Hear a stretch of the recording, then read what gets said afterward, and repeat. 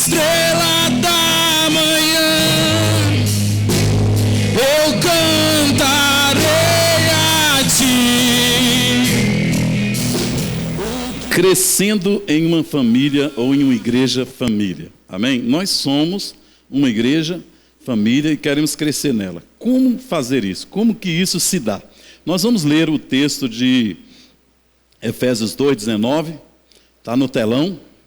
Ele diz assim: portanto, vocês já não são estrangeiros nem forasteiros, mas concidadãos dos santos e membros da família de Deus. Diga: eu sou membro da família de Deus. O texto de Romanos 12:5 diz assim: assim também em Cristo nós, que somos muitos, formamos um corpo, e cada membro está ligado a todos os outros. Amém? Nós somos uma família. Meus irmãos, a maturidade não vem como fruto de uma decisão, mas como resultado de uma jornada, de uma vida.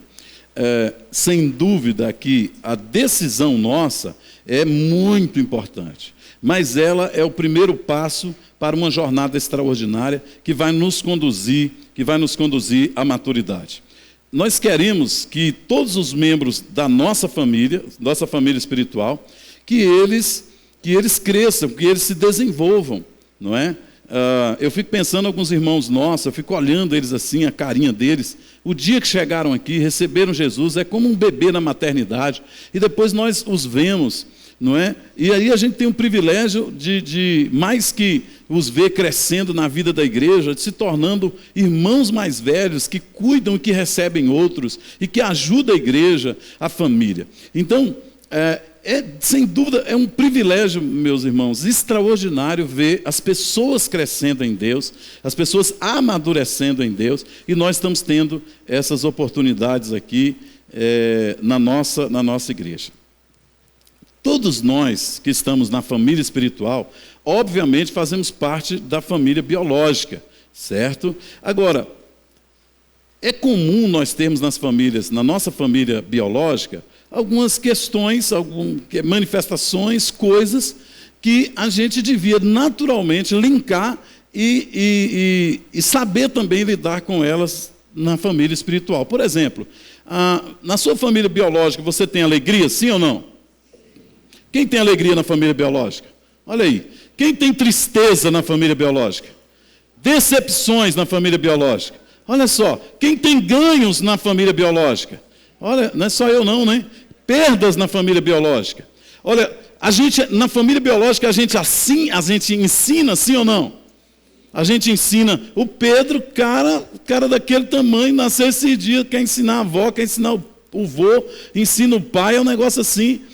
Sônia estava brincando, mas falando a verdade para ele, que ele ia viajar, e aí ela disse assim, acho que eu até contei isso aqui, enquanto ela estava viajando também.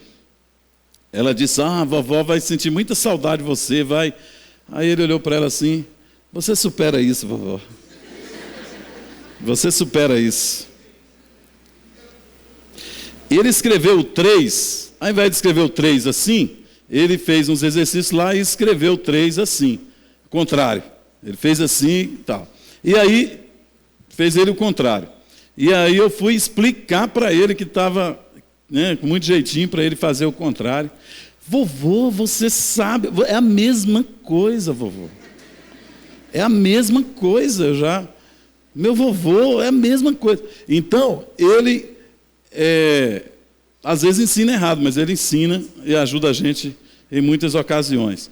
Quem aqui na família biológica recebe muito? E quem dá muito? Então, a gente tem essas duas dinâmicas. A gente dá na família biológica, a gente recebe. A gente ama na família biológica e a gente é amado. Eu me sinto amado na minha família biológica. Quem se sente amado na sua família biológica? Amém? Bom, quem aqui perdoa na família biológica? Tem que perdoar, porque você é ofendido, você é machucado.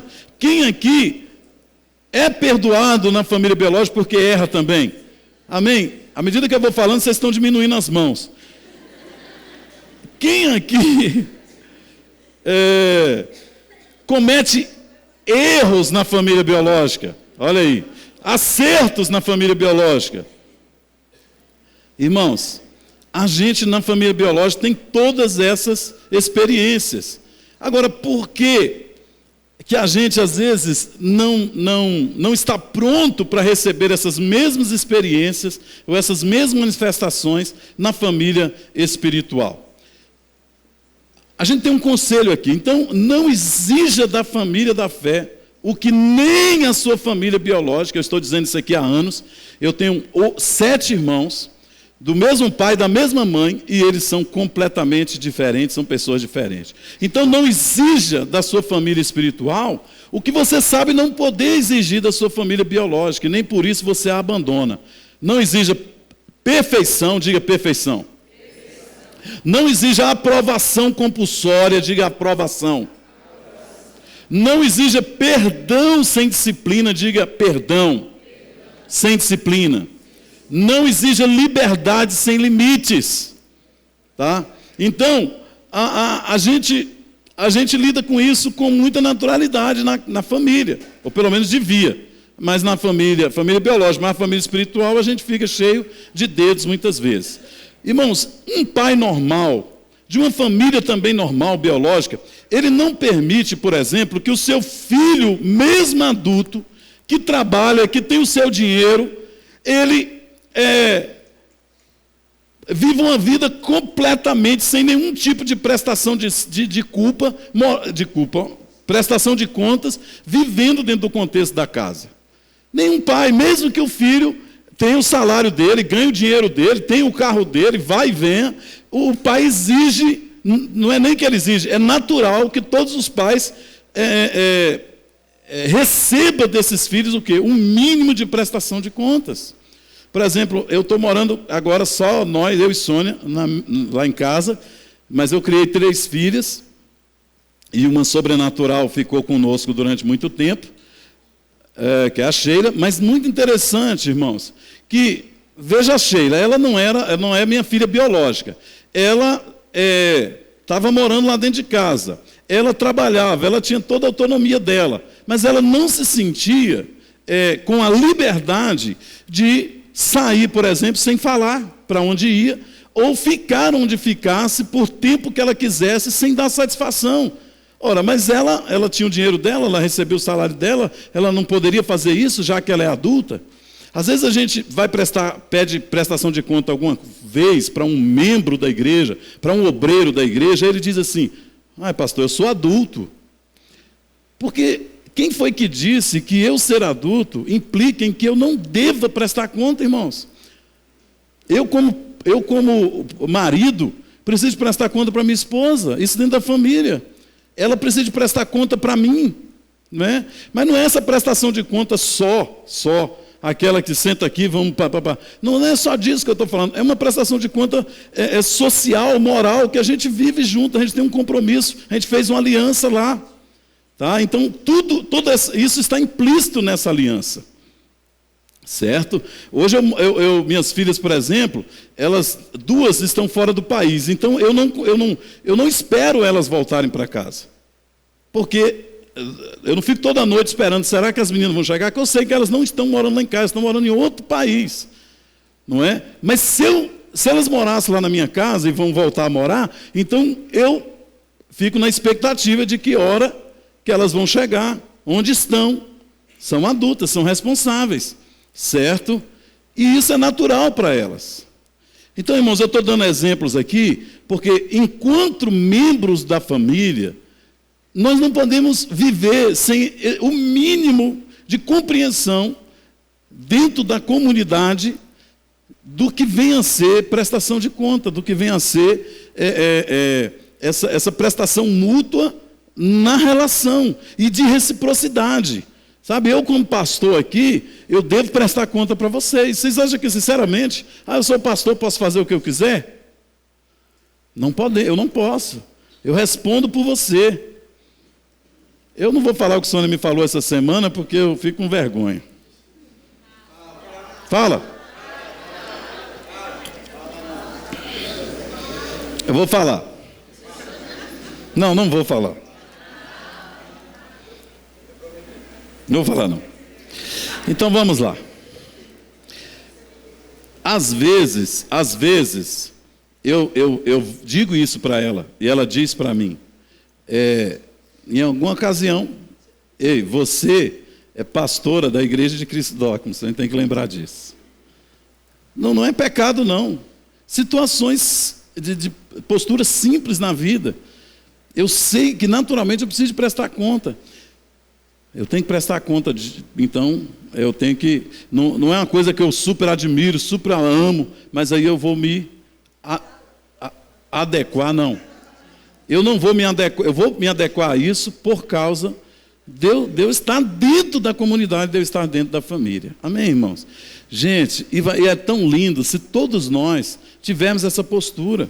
Você como membro, você como obreiro aqui da igreja.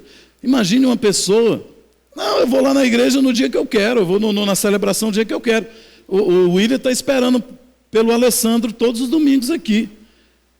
Aí o Alessandro vai dizer, não sabia não. Claro, eles estão inseridos na mesma comunidade. Tá? A Ângela Márcia está esperando todos os domingos pela irmã, a irmã Irene. Não, a Irene vai dizer, não, a Márcia nunca me disse isso. Isso está implícito na nossa relação, irmãos. Vocês estão entendendo? Nós estamos esperando uns aos outros aqui para nós fazermos uma grande celebração ao Senhor nosso Deus. Amém? Quem responde negativo a isso é o faraó, não é nós não. O faraó, o Moisés dizia para o faraó, eu quero que você deixe o povo ir, porque a gente quer celebrar no deserto, celebrar o nosso Deus. Aí o faraó dizia, não, vocês vão, não, vocês não vão, depois de uma praga, não sei o quê, vocês podem ir, mas vocês levem, não levem as mulheres, vai só os homens. E aí, não, tem que ir todos nós. Depois, não, vocês vão, mas vocês não vão muito longe. E ele fica colocando limite nessa relação do povo de Israel com o seu grande Deus, com o seu Deus maravilhoso. Então, irmãos, está implícita em nossa relação uma prestação de conta mútua, recíproca, que nós estamos prestando. Eu espero que a Vanessa cresça em Deus. Porque toda ação de um membro da família refletirá em toda a família. Amém? Está escrito não, escreve aí, bota lá no... Toda ação de qualquer membro da família vai refletir, vai afetar toda a família. Toda a família. Então, uai, pastor, o senhor nunca disse para mim, a Vanessa pode dizer, nunca disse para mim que o senhor queria que eu crescesse, que o senhor espera que eu cresça, que o senhor espera que eu flua em Deus. Está implícito na nossa aliança, amém, irmãos? E a Igreja de Cristo Dawkins tem uma coisa muito bacana, a gente faz o curso, o programa, o curso, né, membresia aqui, e quando a gente faz esse membresia, a gente fala sobre essas coisas, das expectativas que a igreja tem com cada um. Então, hoje, irmãos, a partir dessa introdução, queria dizer para você, a igreja tem expectativas com você. Eu tenho expectativa com você. Cada membro daqui tem expectativa com você. Sabe qual é a expectativa nossa? E legítima e boa? Que nós cresçamos nessa família. Amém? Que nós cresçamos aqui. Cresçamos em Deus. Como diz o texto de Lucas 2:52. E crescia Jesus em estatura, graça, sabedoria diante de Deus e também diante dos homens. Amém? Agora, a vida na igreja vai ajudar a gente a crescer. Vai ajudar como? Como que a vida em família na igreja nos ajuda? Primeiro, a desenvolver e manter um relacionamento com Deus. Queridos, eu tenho visto pessoas às vezes param de ler a Bíblia, pessoas param de orar, e elas têm uma vida espiritual enfraquecida. Mas quando elas param de vir ou reunir, pertencer à vida da igreja, elas começam a perder vida e vida muito rapidamente. Não estou dizendo que a gente pode ficar sem ler a Bíblia e orar, sem fazer os nossos devocionais. Só estou dizendo que os efeitos, quando se para de vir à igreja, eles são muito mais rápidos do que os demais. Certo? Então, o texto de Mateus 22, 37 diz assim: respondeu Jesus, ama o Senhor, o seu Deus, de todo o teu coração, de toda a tua alma, de todo o teu entendimento. Este é o primeiro e maior mandamento. Então, amar a Deus, esse é o nosso foco enquanto igreja. Adorar a Deus, esse é o nosso foco enquanto igreja. E quando eu estou na vida da igreja, a igreja me ajuda a crescer nisso. Tá? Porque a ideia é que isso aconteça no meu espírito, aconteça na minha alma, no meu coração, trazendo paixão, e aconteça no meu entendimento, no meu físico, no meu intelecto também. Amém? Se individualmente crescermos, nós vamos provocar um crescimento em toda a comunidade, em toda a igreja. Gosto do Salmo 34, 3, que diz: proclame a grandeza do Senhor comigo, juntos exaltemos o seu nome. Nesse texto lá na sua Bíblia, você pode colocar lá, circule a palavra juntos, porque a ideia é que nós adoremos, que nós celebremos ao Senhor juntos. Em segundo lugar, andar na igreja, estar com a igreja, vivendo a igreja, ela vai me ajudar a enfrentar os problemas da vida em comunidade. A igreja me ajuda a adorar a Deus, o nome disso é o propósito de adoração mesmo. Mas enfrentar os problemas da vida em comunidade tem a ver com a comunhão, com o propósito da comunhão. O texto de Tessalonicenses 5,10 diz assim: ele morreu por nós, para que, quer estejamos acordados, quer dormimos, vivamos unidos a Ele. Por isso, exortem-se e edifiquem-se uns aos outros, como de fato vocês estão fazendo. 1 Pedro 3,8 diz: quanto ao mais, tenham todos o mesmo modo de pensar. Sejam compassivos, amem-se fraternalmente e sejam misericordiosos e humildes. A ideia é que todos façam isso, que a gente viva, porque juntos nós somos melhores e juntos nós somos mais fortes. Amém? Falar nisso, o ano que vem, nós não vamos fazer esse ano, mas o ano que vem nós vamos fazer aqui a campanha 40 dias de comunidade. Certo? Na campanha 40 dias de propósito, a gente identifica os propósitos e a gente começa a aprender a viver. Mas na campanha 40 dias de comunidade, a gente mergulha numa prática vivencial diária dos propósitos de Deus. Então, nós temos aí, eu disse, pastor Rick fala de mais de 50, na verdade ele fala de 62 mandamentos recíprocos que tem no Novo Testamento, para que a gente viva junto, para que a gente viva amalgamado, que a gente viva misturado, que a gente viva a koinonia, que a gente viva a comunhão para a glória de Deus. Então, você e eu precisamos desse senso comunitário, desse senso de comunidade, porque precisamos dele muito mais do que nós podemos imaginar. A Bíblia diz que aquele que se isola, ele está procurando a sua própria ruína. Aquele que isola se insurge contra a verdadeira sabedoria, está procurando a ruína. Então, a igreja é um lugar de ajuntamento, é um lugar de comunidade, é um lugar de família. Eu queria que você aplaudisse o Senhor por isso. Amém? Em terceiro lugar, o nome disso que falei agora é comunhão. Em terceiro lugar, essa relação nossa com a igreja vai nos ajudar a fortalecer na fé e na palavra de Deus. Quantos precisam de mais fé? Quantos precisam de se fortalecer em Deus? Então, na igreja, a vida da igreja vai nos proporcionar isso.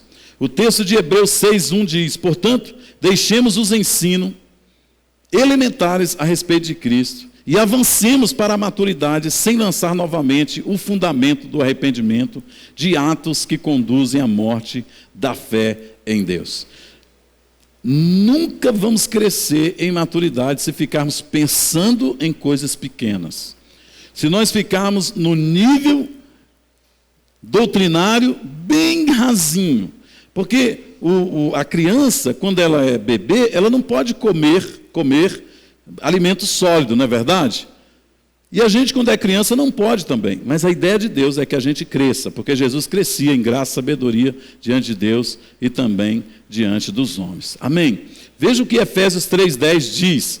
A intenção dessa graça era que agora, mediante a igreja, a multiforme sabedoria de Deus se tornar-se conhecida aos poderes e autoridades nas regiões celestes. Então, se você ficar pensando em coisas rudimentares, se você quiser ficar se alimentando de coisa do leite, tomando mamar ainda, você vai ficar com a sua fé enfraquecida.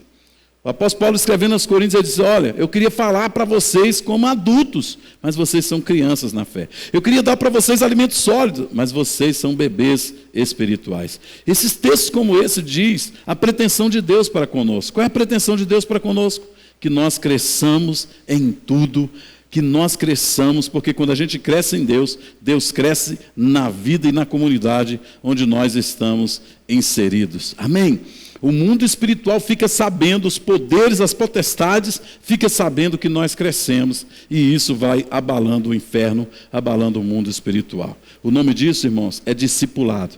Discipulado, já disse, é um processo de condução ao crescimento da maturidade, a exemplo da pessoa de Jesus. Então, discipulado não acontece do dia para a noite, mas ele tem que acontecer constantemente. A gente não pode parar de crescer. E a vida da igreja nos proporciona isso. O nome disso é discipulado. Mas a vida na relação da igreja também pode nos dar a alegria de descobrir e servir no ministério que Deus nos chamou para servir. Cada um de vocês, como os órgãos do corpo, cada um pode trabalhar, pode servir na vida da igreja. Todos nós. Eu fico vendo algumas pessoas com dons tão maravilhosos, mas que estão sentadas, que estão alheias a tudo que está acontecendo. Ei, Deus quer que você não somente descubra, mas desenvolva e cresça no ministério. A palavra ministério é a mesma palavra para serviço, é uma palavra cristã, é uma palavra bíblica. Quando você olha o ministério das comunicações, o serviço das comunicações, ministério é uma palavra bíblica. Quem falou isso, onde a gente viu isso pela primeira vez, foi na palavra, foi no Novo Testamento. Então aqui, você é chamado para trabalhar para o Senhor, servir os seus irmãos. O texto de Efésios 4, 12 e 13 diz: com o fim de preparar os santos para a obra do ministério, para que o corpo de Cristo seja edificado até que todos alcancemos a unidade da fé e do conhecimento do Filho de Deus e cheguemos à maturidade, atingindo a medida da plenitude de Cristo. Amém? 1 Coríntios 12, 5 diz: há diferentes tipos de ministério, mas o Senhor é o mesmo. Querido, a igreja precisa de você. Quem já parou para pensar? Você sabe que as mulheres, pelo menos aqui no Brasil, elas tiram a cutícula. Mas a cutícula tem a sua importância, tem o seu valor. Eu quase não tenho cutícula, mas elas estão aqui em algum lugar, protegendo o meu organismo da entrada de organismos estranhos. Você sabe que quando se tira as cutículas, fica mais bonito, mas fica vulnerável, o corpo fica vulnerável, certo? Então seria interessante que as mulheres sempre usassem luvas para trabalhar com coisas suspeitas. Mas esse órgãozinho tão pequenininho, às vezes a gente está desprezando, para que a gente tem sobrancelha? E as mulheres pegam e tiram quase tudo. Não é? Agora os homens estão tirando também. Mas as sobrancelhas têm o seu valor. Tem o seu valor, tem a sua função. Ei, você tem seu valor, você tem a sua função. Seja voluntário, querido. Seja voluntário, procure a sua liderança, diga: eu quero servir. Eu quero ajudar, eu quero contribuir. Todos vocês têm dons específicos, todos vocês têm ministério e podem servir. O nome disso é serviço. Esse é um propósito de Deus para a igreja e para toda a vida. Amém? Em quinto e último lugar, a igreja vai me ajudar a cumprir a minha missão para o mundo, para mudar o mundo. O texto de Atos 2, 20 e 24 diz: todavia, não me importo, nem considero a minha vida de valor algum para mim mesmo, se tão somente puder terminar a corrida e compreender ou completar o ministério que o Senhor Jesus me confiou, de testemunhar do evangelho da graça de Deus. Cada crente tem um ministério na igreja e uma missão no mundo. Então, o ministério é aquilo que a gente faz na vida da igreja, que a gente oferece, que a gente dá à igreja de Jesus. E missão é aquilo que a gente dá ao mundo. Nós não estamos aqui por acaso. Essa mensagem que eu sugeri que vocês ouçam lá no YouTube, que fala da influência da igreja. São 2 mensagens. A primeira parte nós estamos fazendo uma pergunta retórica. Nós estamos dizendo, se nós saíssemos dessa cidade, se nós deixássemos de existir, que falta faríamos? Meus irmãos, o nome disso é missões. Deus nos chamou para fazer missões. Deus nos chamou para tocar nessa geração. Nós estamos aqui morando onde moramos, nascidos na geração, no tempo, na geografia que estamos, é com um propósito específico de Deus, e a gente precisa se atentar para isso. E a igreja do Senhor, a igreja local, a família que pertencemos, vai nos ajudar a desenvolver essa área da nossa vida com sabedoria e com destreza. Foi o pastor Carlito que disse que a pior tragédia para a vida não é a morte, mas sim uma vida sem propósitos. Não é a morte. Às vezes as pessoas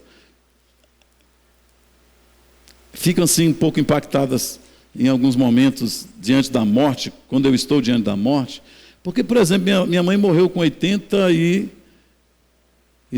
anos. 83 anos. E, você não ficou triste com a morte? Claro que fiquei. Claro, é uma perda. Irmãos, mas sinceramente, aquela angústia, aquela coisa, eu acho que eu cumpri meu papel com a minha mãe. Eu acho que ela cumpriu o papel dela no mundo, sabe? Era uma serva de Deus, alguém, enfim. Então, isso é muito menos trágico, porque a gente está esperando a morte, certo? Então, todos nós aqui vamos morrer.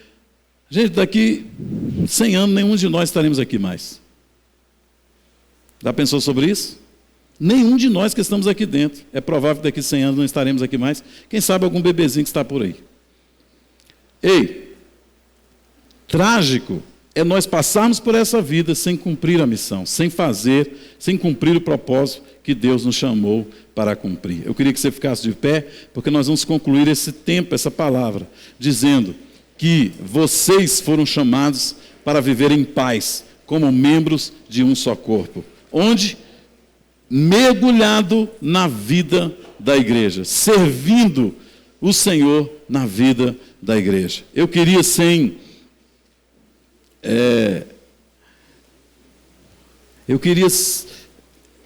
desafiar você a esses dias de campanha, 40 dias de propósito, você mergulhar. Leia o livro com muita intensidade. Faça os devocionais com muita atenção. Venha nos cultos. Não ocorra um lapso de arrumar compromisso durante aqueles 7 semanas e deixar de estar no culto. Nós temos cultos 9 da manhã. É isso que nós queremos que em março já esteja assim, a partir do dia 15 pelo menos. Nós temos culto 9 da manhã. Nós temos culto 6 da tarde ou 18 horas. Nós temos culto 19 horas lá no Recanto das Emas. Então, irmãos, nós temos suporte, a igreja está dando suporte para que nós façamos a nossa campanha de maneira triunfante. A nossa campanha diária, o nosso devocional diário, vai ter toda uma estrutura que vai nos ajudar a fazer isso da melhor maneira. Vamos receber banners, nós vamos receber flyers todos os dias, lembrando a gente do nosso compromisso. Faça o jejum com a igreja para que isso seja um sucesso. Eu queria desafiar você, isso que eu falei no início, procure pessoas que você sabe que talvez não fosse alcançado de outra maneira, para que seja alcançado com a campanha 40 dias de propósito. Você pode, os meninos falaram aqui das casas de paz. O que consiste uma casa de paz? É você procurar alguém, uma família, uma pessoa que diz assim: eu quero fazer essa campanha com vocês. E aí você desafia ela a fazer a campanha. E você, todas as semanas, você vai na casa dela e durante 20 minutos você compartilha a palavra que nós vamos dar para todos fazê-lo nos grupos e você ore por ela. Você vai ver que a vida dessas pessoas dará um upgrade, vai dar um retorno extraordinário, uma compreensão poderosa de 180 graus. Deus vai fazer milagres. Amém? Feche seus olhos aí onde você está. Você conhece alguém que está desesperadamente, ainda que não saiba, desesperadamente, necessitando de participar da campanha 40 dias de propósito? Você conhece alguém?